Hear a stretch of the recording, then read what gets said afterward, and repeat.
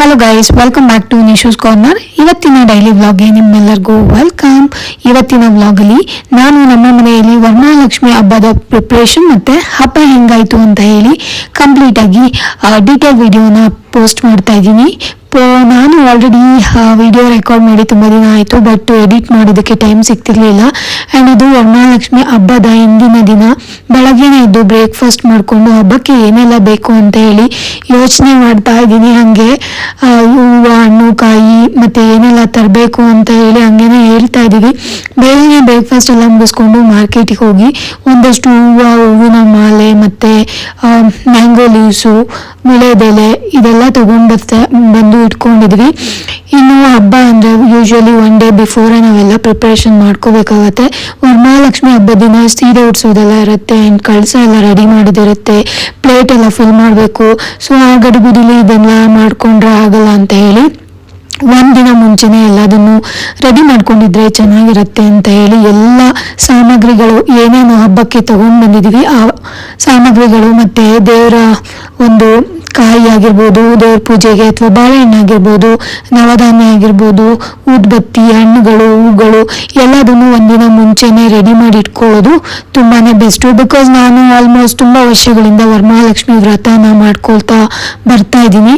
ನನಗೆ ತುಂಬ ಎಕ್ಸ್ಪೀರಿಯನ್ಸ್ ಆಗಿದೆ. ಹಬ್ಬದ ದಿನ ಬೆಳಗ್ಗೆ ತುಂಬ ಗಡಿಬಿಡಿ ಆಗುತ್ತೆ, ಏನೂ ಮಾಡೋಕ್ಕಾಗಲ್ಲ. ಒಂದು ಮಾಡಿದ್ರೆ ಒಂದಿನ ಮಿಸ್ ಮಾಡಿಬಿಟ್ಟಿರ್ತೀವಿ. ಒಂದೊಂದ್ಸರಿ ಅಕ್ಷತೆ ಮಾಡ್ಕೊಂಡಿರಲ್ಲ, ಒಂದೊಂದ್ಸರಿ ಕೈಗೆ ಕಟ್ಟೋವಂಥ ಕಂಕಣ ಇರ್ಬೋದು, ಅದೆಲ್ಲ ಮಿಸ್ ಆಗಿಬಿಡ್ತವೆ.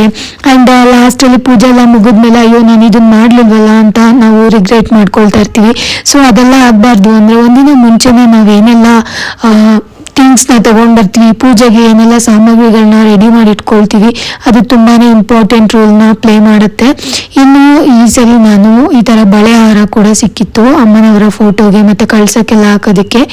ಸೊ ತುಂಬ ಚೆನ್ನಾಗಿದೆ, ತೊಗೊಂಡೋಗಿ ಅಂತ ಹೇಳಿದ್ರು. ಆ್ಯಕ್ಚುಲಿ ನಾನು ಗ್ರೀನ್ ಕಲರ್ ಬಳೆ ಕೇಳಿದೆ, ಅವರು ಈ ಬಳೆ ಹಾರನೇ ಬರುತ್ತೆ ಇದನ್ನೇ ತೊಗೊಂಡೋಗಿ ಅಂತ ಹೇಳಿದ್ರು.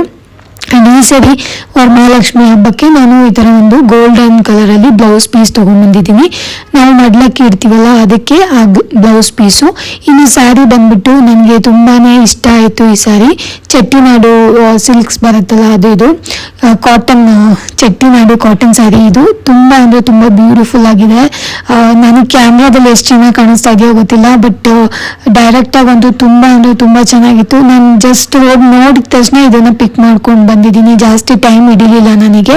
ಆ್ಯಂಡ್ ಸ್ಯಾರಿ ಮಧ್ಯದಲ್ಲಿ ಈ ಥರ ಶಂಕುದು ಒಂದು ಡಿಸೈನ್ಸ್ ಇರೋದೆಲ್ಲ ಕೊಟ್ಟಿದ್ದಾರೆ. ಇದು ಹ್ಯಾಂಡ್ ಮೇಡ್ ಮಾಡಿರ್ತಾರಲ್ಲ, ಹ್ಯಾಂಡ್ ಸ್ಟಿಚ್ ಆ ಥರ ಇದೆ. ಇದು ತುಂಬ ಬ್ಯೂಟಿಫುಲ್ ಆಗಿದೆ. ಬಾರ್ಡರ್ ಅಂತೂ ಅಲ್ಟಿಮೇಟ್ ಆಗಿದೆ. ಯಾರಿಗೆಲ್ಲ ಸ್ಯಾರಿ ಇಷ್ಟ ಆಯಿತು ಈ ಸತಿ ವರಮಹಾಲಕ್ಷ್ಮಿ ಹಬ್ಬದ್ದು ಕಾಮೆಂಟ್ ಮಾಡಿ ತಿಳಿಸಿ. ಇನ್ನು ನಾನು ಗ್ರೀನ್ ಕಲರ್ ಬಳೆ ಕೇಳಿದಾಗ ಅವರು ಈ ಥರ ಒಂದು 2-3 ಬಳೆ ಕೊಟ್ಟರು. ಯೂಶ್ವಲಿ ಇಲ್ಲೆಲ್ಲ ಇದೇ ಥರ ಸಿಗುತ್ತೆ. ಸೊ ಹಾಗಾಗಿ ಜಾಸ್ತಿ ಬಳೆಗಳು ನಾನು ತೊಗೊಂಬರಕ್ಕೆ ಹೋಗಿಲ್ಲ. ಟೆಂಪಲ್ಗೆ ನಾವು ಇಟ್ಟಿರುವಂಥ ಮಡ್ಲಕ್ಕಿನ ಕೊಡ್ತೀವಿ. ಸೊ ಆ ಟೈಮಲ್ಲಿ ಈ ಥರ ಬ್ಲೌಸ್ ಪೀಸು, ಬಳೆ ಎಲ್ಲ ಇಟ್ಟು ಅಕ್ಕಿ ಎಲ್ಲ ಹಾಕಿ ಕೊಡೋಕ್ಕೆ ಚೆನ್ನಾಗಿರುತ್ತೆ ಅಂತ ಹೇಳಿ ಅದೇ ಬಳೆನ ಪಿಕ್ ಮಾಡಿಕೊಂಡೆ ನಾನು. ಇನ್ನು ಅವತ್ತು ಹೋಗಿ ಥಿಂಗ್ಸ್ ಎಲ್ಲ ತೊಗೊಂಬಂದ್ವಲ್ಲ, ಅವತ್ತಿನ ನೈಟೇ ಪಾಪು ಏನೋ ಕೇಕ್ ತೊಗೊಂಡ್ಬಂದು ಕಟ್ ಮಾಡಿ ಎಲ್ಲ ಮನೆಯವ್ರಿಗೆಲ್ಲ ಹಂಚ್ತಾ ಇದ್ಲು. ಆ್ಯಂಡ್ ಬಾಳೆ ಕಂಬ ಆಗಿರ್ಬೋದು ಮತ್ತು ಸ್ವಲ್ಪ ತರಕಾರಿ ಅದೆಲ್ಲದನ್ನು ಕ್ಲೀನ್ ಮಾಡಿ ಇಟ್ಕೋಬೇಕಿತ್ತು. ಬಾಳೆ ಕಂಬ ತೊಗೊಂಡ್ಬಂದಿದ್ದು ಬಕೆಟಲ್ಲಿ ನೀರು ಹಾಕಿ ಹಂಗೇನೆ ನಿಲ್ಸಿದ್ದೀನಿ. ಬಕೆಟೆಲ್ಲ ನೀಟಾಗಿ ತೊಳೆದ್ಬಿಟ್ಟು ಕ್ಲೀನಾಗಿರೋ ನೀರು ಹಾಕಿ ಬಾಳೆದೆಣ್ಣೆ ಇಟ್ಟಿದ್ದೀನಿ. ಇನ್ನು ಹಬ್ಬಕ್ಕೆ ಬೆಳಗ್ಗೆಗೆ ಪಲ್ಯಕ್ಕೆ ಮತ್ತು ಸಾಂಬಾರಿಗೆ ಏನೇನೆಲ್ಲ ತರಕಾರಿ ಬೇಕೋ ಅದೆಲ್ಲದನ್ನು ಒಂದು ಟ್ರೇಯಲ್ಲಿ ಈ ಥರ ಹಾಕಿಟ್ಕೊಂಡಿದ್ದೀನಿ. ಫ್ರಿಡ್ಜ್ ತೆಗಿಯೋದು, ತೊಳೆಯೋದು, ಆಮೇಲೆ ಮತ್ತೆ ಅದೆಲ್ಲ ಎತ್ಕೊಳ್ಳೋದು ಯಾವುದೇ ಬೇಕು, ತುಂಬ ಟೈಮ್ ಅನಿಸುತ್ತೆ ಅಂತ ಹೇಳಿ. ಇನ್ನು ನಾನು ಯೂಶ್ವಲಿ ಅಡುಗೆಗೆ ಯೂಸ್ ಮಾಡುವಂಥ ಮಸಾಲೆಗಳು ಯಾವುದೂ ಹಬ್ಬದ ಅಡುಗೆಗೆ ಯೂಸ್ ಮಾಡಲ್ಲ. ಹಬ್ಬದ ಅಡುಗೆಗೆ ಮಸಾಲೆ ಸಪ್ರೇಟಾಗೇ ಇರುತ್ತೆ. ಬಿಕಾಸ್ ನಾವು ಆವಾಗವಾಗ ನಾನ್ ವೆಜ್ ಕೂಡ ಮನೇಲಿ ಕುಕ್ ಮಾಡ್ತೀವಲ್ಲ, ಸೊ ಅದಕ್ಕೆ ಹಾಕಿರೋ ಮಸಾಲಾನ ನಾನು ಹಬ್ಬದ ಅಡುಗೆಗೆ ಟಚ್ ಮಾಡಲ್ಲ. ಈ ಥರ ಒಂದು ಬಾಟ್ಲಲ್ಲಿ ಸಪ್ರೇಟಾಗಿ ಖಾರದ ಪುಡಿ, ಅರಿಶಿನ ಪುಡಿ, ಸಾಂಬಾರು ಪುಡಿ ಮತ್ತು ಗರಂ ಮಸಾಲ ಇದಿಷ್ಟನ್ನು ಹಾಕ್ಬಿಟ್ಟು ಮಿಕ್ಸ್ ಮಾಡಿ ಇಟ್ಕೊಳ್ತೀನಿ. ಇದು 4 ಮಸಾಲ ಒಂದೇ ಒಂದು ಬಾಕ್ಸಲ್ಲಿ ಹಾಕಿ ಎತ್ತಿಟ್ಕೊಂಡು, ಇದು ದೇವರ ಹಬ್ಬಕ್ಕೆ ನಾವೇನು ಅಡುಗೆ ಮಾಡ್ತೀವಲ್ಲ ಅದಕ್ಕೆ ಮಾತ್ರ ಯೂಸ್ ಮಾಡ್ತೀವಿ. ಇದು ಯಾವುದಕ್ಕೂ ನಾವು ಟಚ್ ಮಾಡಲ್ಲ.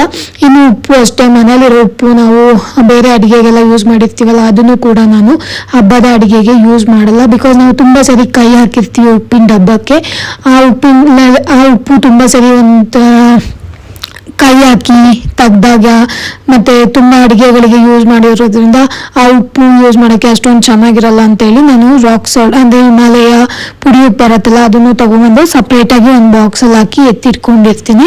ಈ ಉಪ್ಪು ಮತ್ತು ಈ ಮಸಾಲ ಎರಡು ಏನಿದೆಯಲ್ಲ ಇದು ಹಬ್ಬಕ್ಕೆ ಮಾತ್ರ, ವರಮಹಾಲಕ್ಷ್ಮಿ ಇರ್ಬೋದು, ಗಣೇಶ ಫೆಸ್ಟಿವಲ್ ಇರ್ಬೋದು, ಅಥವಾ ಯಾವುದೇ ಒಂದು ಫೆಸ್ಟಿವಲ್ ಬಂದರೂ ಹಬ್ಬದ ಅಡುಗೆಗೆ ಮಾತ್ರ ಇದನ್ನು ಯೂಸ್ ಮಾಡ್ತೀವಿ, ಬೇರೆ ಯಾವುದಕ್ಕೂ ಇದನ್ನು ಟಚ್ ಮಾಡಲ್ಲ. ಇನ್ನು ಸಿಲ್ವರ್ ಐಟಮ್ಸು ಕ್ಲೀನ್ ಮಾಡೋದಕ್ಕೆ ಅಂತ ಹೇಳಿ ಸಿಲ್ವರ್ದು ಪೀತಾಂಬರಿದು ಸಿಲ್ವರ್ ರುಪೇರ್ ಅಂತ ಯಾವುದೋ ಒಂದು ಸ್ಪ್ರೇ ಬಂದಿತ್ತು, ಅದನ್ನೇ ತೊಗೊಂಡು ಬಂದಿದ್ದೀನಿ. ತುಂಬ ಚಿಕ್ಕ ಸ್ಪ್ರೇ ಬಂದಿತ್ತು.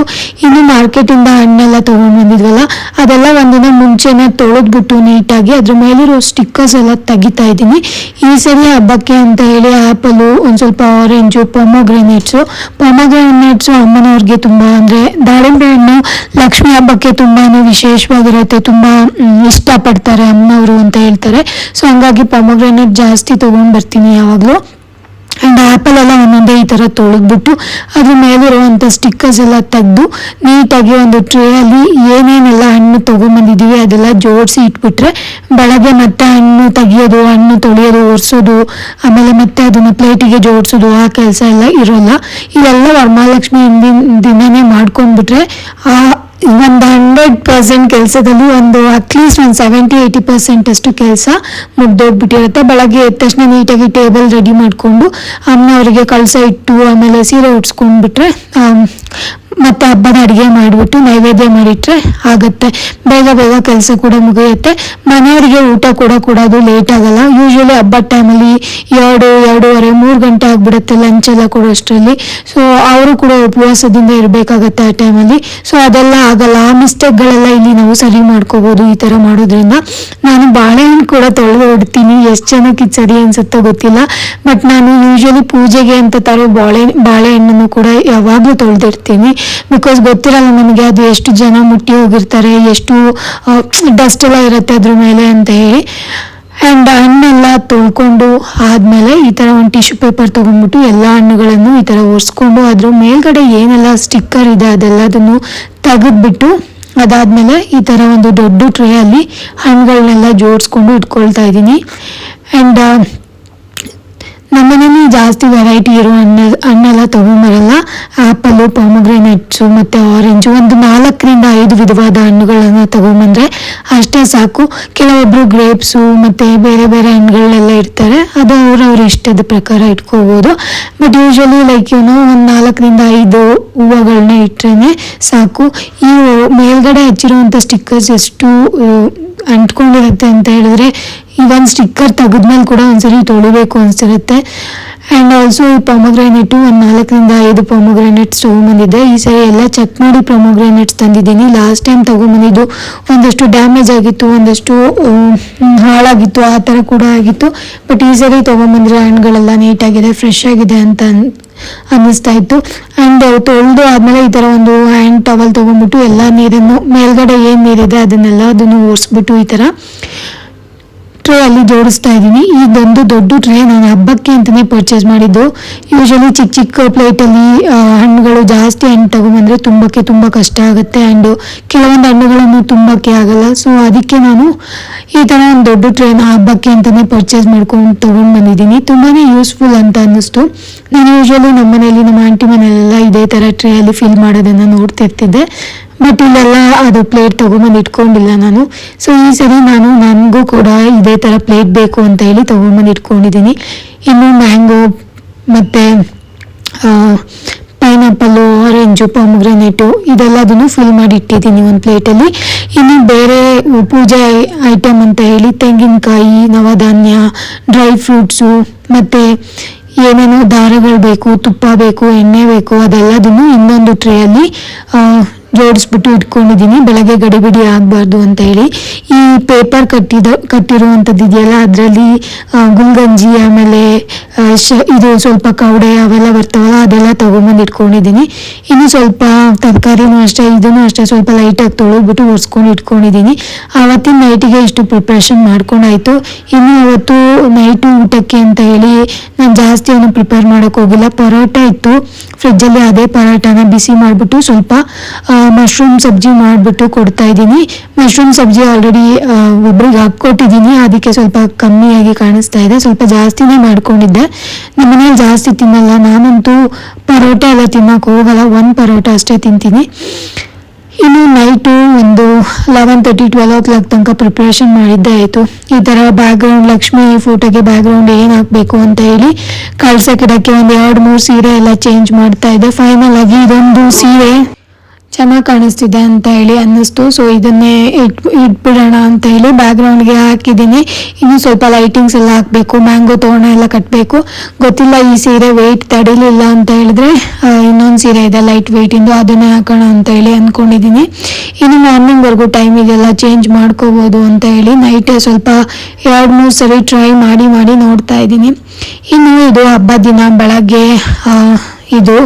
ಬೆಳಗ್ಗೆ ವ್ಲಾಗ್ ಸ್ಟಾರ್ಟ್ ಮಾಡಿದ್ದೀನಿ. ಹಬ್ಬದ ದಿನ ಮ್ಯಾಂಗೋ ತೋರಣ ಎಲ್ಲ ನಾನೇ ಬೆಳಗ್ಗೆ 7-7:30ಗೆಲ್ಲ ಎದ್ಬಿಟ್ಟು ಮ್ಯಾಂಗೋ ತೋರಣ ಎಲ್ಲ ರೆಡಿ ಮಾಡ್ಕೊಂಡಿದ್ದೆ. ನೈಟು ತುಂಬ ಲೇಟ್ ಆಗಿತ್ತು, ಮಲ್ಕೊಳ್ಳುವಾಗ 2 o'clock ಆಗಿಬಿಟ್ಟಿತ್ತು, ಹಂಗಾಗಿ ಬೇಗ ಎದ್ದೇಳಕ್ಕಾಗಿಲ್ಲ ನನ್ನ ಕೈಯಲ್ಲಿ. ಇನ್ನು ಹಬ್ಬಕ್ಕೆ 3 ಮುಹೂರ್ತ ಇದೆ, ಬೆಳಗ್ಗೆ, ಮಧ್ಯಾಹ್ನ ಆ್ಯಂಡ್ ಸಂಜೆ. ಸೊ ಯಾವುದಾದ್ರೂ ಒಂದು ಟೈಮ್ ಚೂಸ್ ಮಾಡಿಕೊಂಡು ಅಮ್ಮನವ್ರ ಕಳಸನ ಇಡ್ಬೋದು ಅಂತ ಅಂದ್ಕೊಂಡು ಆರಾಮಾಗಿ ಸ್ವಲ್ಪ ಎಲ್ಲ ನಿಧಾನಕ್ಕೆ ಮಾಡ್ಕೊಳ್ತಾ ಇದ್ದೀನಿ. ಈ ಥರ ಮುಹೂರ್ತಗಳಿದ್ರೆ ತುಂಬ ಯೂಸ್ ಆಗುತ್ತೆ, ಗಡಿಬಿಡಿ ಅನಿಸಲ್ಲ ನಮಗೆ. ಇನ್ನು ಹೂವಿನ ತೋರಣ ಎಲ್ಲ ರೆಡಿ ಮಾಡ್ಕೊಂಡಾದ್ಮೇಲೆ ಸ್ವಲ್ಪ ಮನೇಲಿ ಸಿಲ್ವರ್ ಐಟಮ್ ಏನೇನೆಲ್ಲ ಇತ್ತು, ಆಮೇಲೆ ಹಬ್ಬಕ್ಕೆ ಸಿಲ್ವರ್ ದೀಪ ಮತ್ತು ಏನು ಅರ್ಶಿನ ಕುಂಕುಮ ಹಾಕೊಳ್ಳೋ ಬಿಂದಿ ಎಲ್ಲ ತೊಗೊಂಡು ಬಂದಿದ್ವಲ್ಲ, ಇದೆಲ್ಲ ತೊಳಿಬೇಕು. ಸಿಲ್ವರ್ ಐಡಲ್ಸ್ ಎಲ್ಲ ಇದೆ, ಕೃಷ್ಣ ಅವ್ರದ್ದು, ಅಮ್ಮನವ್ರದ್ದು, ಮತ್ತು ಚಂಬೆಲ್ಲ ಇದೆ ಕಳ್ಸಕ್ಕೆ ಇಡುವಂಥ ಬೆಳ್ಳಿದು. ಇದೆಲ್ಲ ಕ್ಲೀನ್ ಮಾಡ್ಕೋಬೇಕು. ಇವಾಗ ಸಿಲ್ವರ್ದು ಆಲ್ರೆಡಿ ತೊಗೊಂಡು ಬಂದಿದ್ದೀನಲ್ಲ, ಸಿಲ್ವರ್ ಕ್ಲೀನ್ ಮಾಡೋದು, ಅದನ್ನೇ ಯೂಸ್ ಮಾಡಿಕೊಂಡು ಮಾಡಬೇಕು ಇವಾಗ. ಈ ಥರ ಸ್ವಲ್ಪ ಕಾಟನ್ಗೆ ಅಥವಾ ಒಂದು ಒಣ ಬಟ್ಟೆಗೆ ಲಿಕ್ವಿಡ್ ಹಾಕೋಬಿಟ್ಟು ಎಲ್ಲ ಒರೆಸ್ಬಿಟ್ಟು ಎಲ್ಲ ಕಡೆಯಿಂದ ಇಟ್ಟರೆ ಒಂದು 5-10 ನಿಮಿಷ ಇಟ್ಬಿಟ್ರೆ ಸಿಲ್ವರು ಅದು ಏನು ಒರಿಜಿನಲ್ ಕಲರ್ ಇರುತ್ತಲ್ಲ, ಸ್ವಲ್ಪ ಡಿಮ್ ಆಗಿರೋದೆಲ್ಲ ಸರಿ ಹೋಗ್ಬಿಡುತ್ತೆ. ನಾನು ಅದು ಕ್ಲೀನಿಂಗ್ ಪ್ರೋಸೆಸ್ ತೋರಿಸಿಲ್ಲ, ನೆಕ್ಸ್ಟು ಹಬ್ಬ ಮುಗಿದ್ಮೇಲೆ ಒಂದ್ಸರಿ ತೋರಿಸ್ತೀನಿ ನಿಮಗೆ. ಗಡಿಬಿಡಿಲಿ ಸ್ವಲ್ಪ ರೆಕಾರ್ಡ್ ಮಾಡೋಕ್ಕಾಗಿಲ್ಲ ನನಗೆ. ಇನ್ನು ಸಿಲ್ವರ್ ಐಟಮ್ಸ್ ಎಲ್ಲ ಸ್ವಲ್ಪ ಹೊತ್ತು ಒರೆಸ್ಬಿಟ್ಟು ಇಟ್ಟಿದ್ದೆ. ಕಲರ್ ಮತ್ತು ಒರಿಜಿನಲ್ ಕಲರ್ಗೆ ಟರ್ನ್ ಆದಮೇಲೆ ಸ್ವಲ್ಪ ಸೋಪ್ ಹಾಕಿ ಎಲ್ಲ ತೊಳೆದ್ಬಿಟ್ಟು ಇವಾಗ ವಾಟ್ರ್ ಎಲ್ಲ ಡ್ರೈ ಆಗಲಿ ಅಂತ ಹೇಳಿ ಒಂದು ತಟ್ಟೆಗೆ ಎಲ್ಲ ಸಿಲ್ವರ್ ಐಟಮ್ಸ್ನು ತುಂಬಿಟ್ಟು ಇಟ್ಟಿದ್ದೀನಿ. ಆ್ಯಂಡ್ ಈ ಸರಿ ವಿಶೇಷ ಅಂದರೆ ಹೊಸ ದೀಪಗಳು, ಅಮ್ಮನವರ ಒಂದು ಹಬ್ಬಕ್ಕೆ ಹೊಸ ದೀಪಗಳನ್ನು ತರಿಸ್ಕೊಂಡಿದ್ದೀನಿ.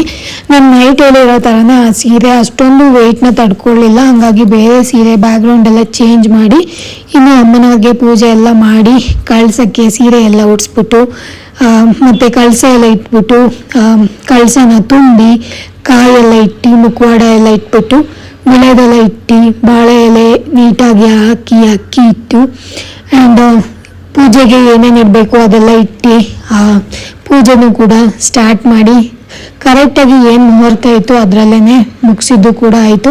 ಇನ್ನು ಹಬ್ಬ ಪೂಜೆ ಅಂತೂ ಮಾಡಿದ್ದಾಯಿತು, ಹಬ್ಬಕ್ಕೆ ಊಟ ರೆಡಿ ಮಾಡಬೇಕಲ್ಲ, ಅಮ್ಮನವ್ರಿಗೆ ನೈವೇದ್ಯ ಮಾಡಬೇಕಲ್ಲ. ಸೊ ಹಂಗಾಗಿ ಇನ್ನು ತರಕಾರಿ ಎಲ್ಲ ಹೆಚ್ಕೊಂಡು ಅಡುಗೆಗೆ ರೆಡಿ ಮಾಡ್ಕೊಳ್ತಾ ಇದ್ದೀನಿ.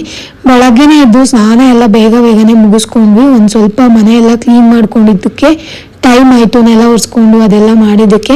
ಇನ್ನು ತರಕಾರಿ ಎಲ್ಲ ರೆಡಿ ಮಾಡ್ಕೊಂಡಿದ್ದೀನಿ, ಸ್ವಲ್ಪ ಸ್ವೀಟು, ಆಮೇಲೆ ಏನಾದರೂ ಹೋಳಿಗೆ ಸಾರು, ಪಲ್ಯ, ಬಜ್ಜಿ ಎಲ್ಲ ಮಾಡೋಣ ಅಂತ ಹೇಳಿ. ಫೈನಲಿ ಒಂದು 2 o'clock 2:30 ಅಷ್ಟರಲ್ಲಿ ನೈವೇದ್ಯ ಎಲ್ಲ ರೆಡಿ ಆಯಿತು. ಇವಾಗ ನೈವೇದ್ಯಕ್ಕೆ ಅಂತ ಹೇಳಿಬಿಟ್ಟು ಸ್ವಲ್ಪ ಸ್ವೀಟು, ಏನು ಅಕ್ಕಿದು ಪಾಯಸ ಮಾಡಿದ್ದೀನಿ. ಆ್ಯಂಡ್ ಪಲ್ಯ, ಅನ್ನ, ಸಾಂಬಾರು, ಕೋಸಂಬರಿ, ಸ್ವಲ್ಪ ಬಜ್ಜಿ ಇದೆಲ್ಲ ಮಾಡಿದ್ವಿ.